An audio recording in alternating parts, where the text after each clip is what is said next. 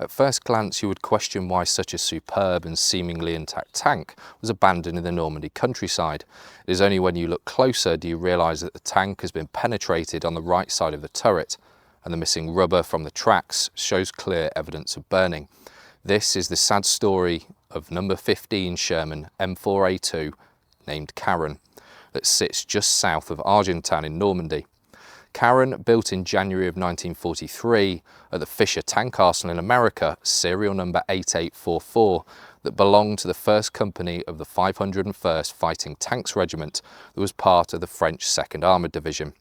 The Liberty Road marker in front of the tank notes the 391 kilometres the French 2nd Armoured had covered since they landed on Utah Beach on the 1st of August onwards.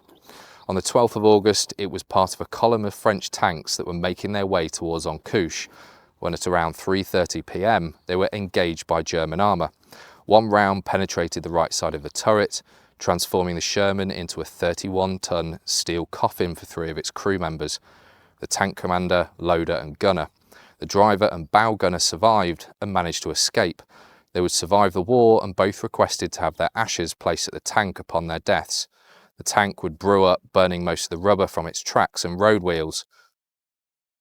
Apart from being placed in a concrete plinth, it remains in the same location. It has a couple of interesting features, like the narrow, early, less armoured M34 gun mount, the welded drivers and bow gunners protrusions that replaced cast ones, the sharp-nosed transmission housing that was introduced in 1943, meaning it likely had its transmission replaced, and being one of only 8 known surviving examples of French small-hatch Shermans. This tank also has the applique turret cheek armour that I mentioned on the Massawa Sherman. However, this one appears to have been welded to a much higher standard.